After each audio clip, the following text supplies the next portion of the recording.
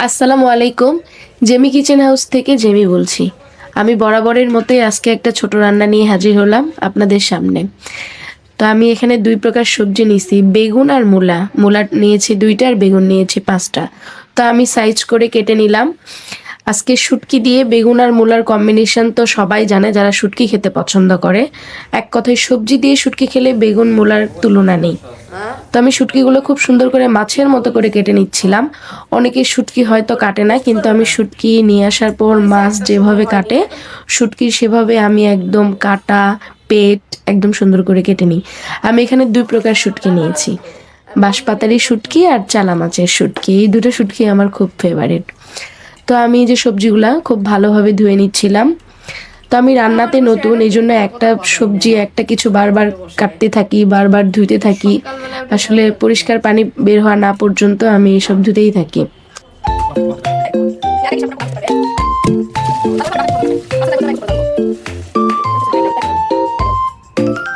এখানে একটা কড়াই দিছি।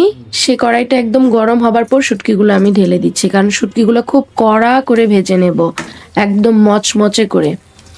কারণ শুটকি কড়া করে না ভাজলে শুটকির ওই ফ্লেভারটা আসে না। যারা শুটকি খান তারা তো জানেনই শুটকিটা কেন ভাজতে হয়। তো আমি শুটকিটা একদম কড়া কড়া করে ভেজে নিচ্ছি। আর আমি ভেজে নেওয়া শুটকিটার মধ্যেই যখন আমার ভাজাটা পুরোটা শেষ হয়ে আসছে, তখনই আমি এখানে পানি দিয়ে দেব। পানি দেওয়ার ফলে পানিটা দেওয়ার ফলে আমি যেটা মনে করি, শুটকি থেকে যে ধুলা ময়লা শুকানোর সময় যেগুলো থাকে সেগুলো খুব সুন্দর করে বের হয়ে আসে। তো আমি পানিটা খুব সুন্দর করে বলক উঠায় নিব।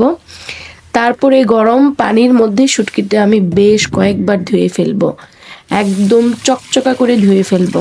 যে কোনো ধরনের শুটকি আমি গরম পানি দিয়ে খুব ভালোভাবে ধুয়ে নিই। পরিষ্কার পানি বের হওয়া না পর্যন্ত আমি শুটকিটা ধুতে থাকবো। তারপর এখানে পাতিল বসায় দিছি, আর আমি এই যে সরিষার তেল দিয়ে দিছি, সাথে পেঁয়াজ আর মরিচ।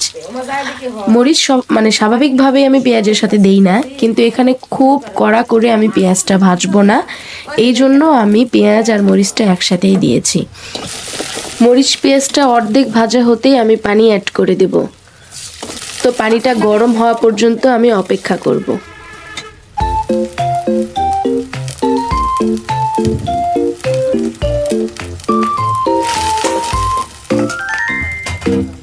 পানিটা গরম হবার পর পরিমাণ মতো লবণ দিয়ে দেব, হলুদ দিয়ে দেব এবং সাথে গুঁড়া মরিচও দিয়ে দেব, জাস্ট একটু কালার আসার জন্য।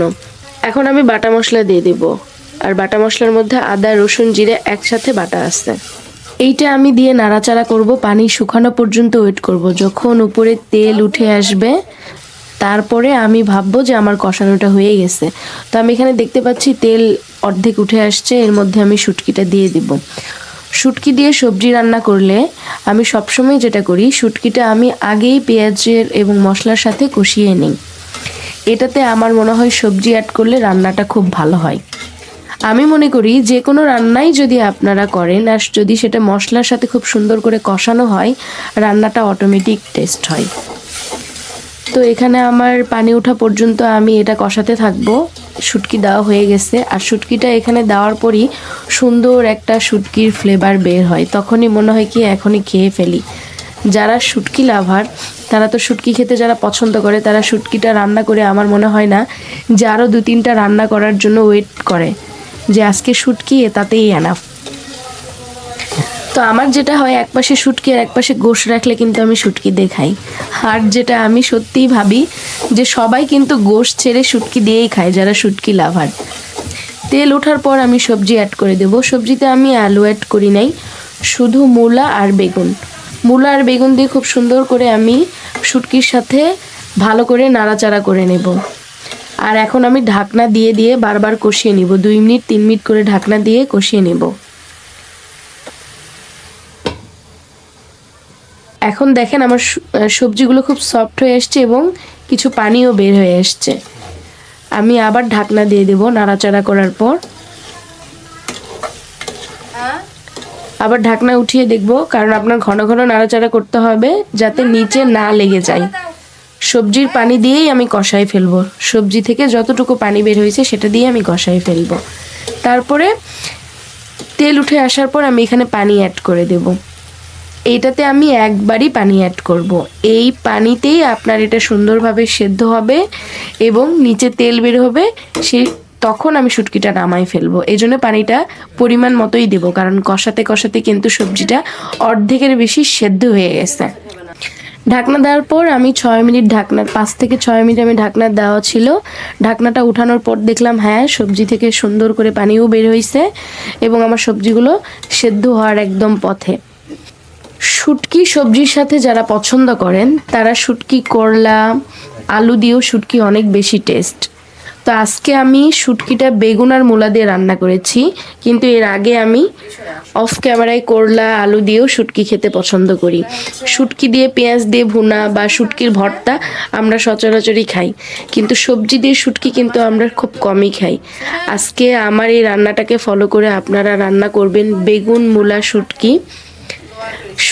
মানে কি বলবো, আপনাদের এত বেশি স্বাদ লাগবে, আপনারা খেয়ে দেখবেন এবং ঘরোয়া পদ্ধতিতে রান্না করবেন। আমি কিন্তু এই রান্নাতে কোনো বাড়তি মশলা কিংবা বাড়তি কিছু অ্যাড করি নাই, খুবই স্বাভাবিকভাবে রান্নাটা করে ফেললাম।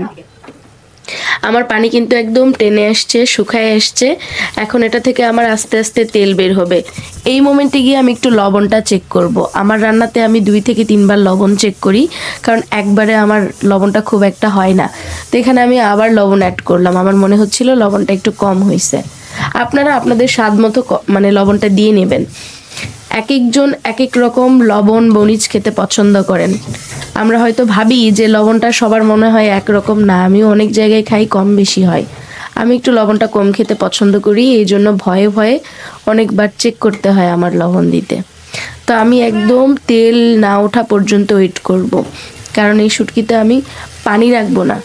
কারণ এখান থেকে যদি আমি একটুও পানি রাখি, বাটিতে উঠানোর পর বেগুন থেকে পানি ছাড়বে।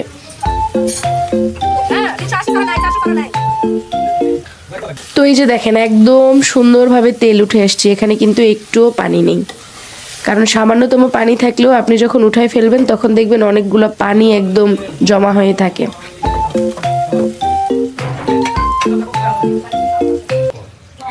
এই যে আমার শুটকি রান্না শেষ। এখন শুটকিটাকে আমি বোলের মধ্যে উঠাই ফেলবো।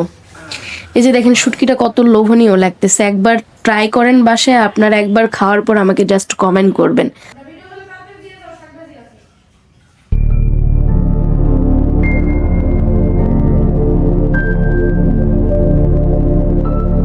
আপনি যদি এই ভিডিওটি ফেসবুক থেকে দেখে থাকেন তো অবশ্যই লাইক, কমেন্ট, শেয়ার করতে ভুলবেন না। ভিডিওটি ইউটিউব থেকে দেখে থাকলে অবশ্যই আপনার মতামত জানাবেন। আর আমার পরবর্তী রান্নার ভিডিও পেতে অবশ্যই Jamie kitchen house channel subscribe করে রাখুন। তো আজকের মতো এই পর্যন্তই। সবার সুস্বাস্থ্য কামনা করে আমি জেমি বিদায় নিচ্ছি। আসসালামু আলাইকুম।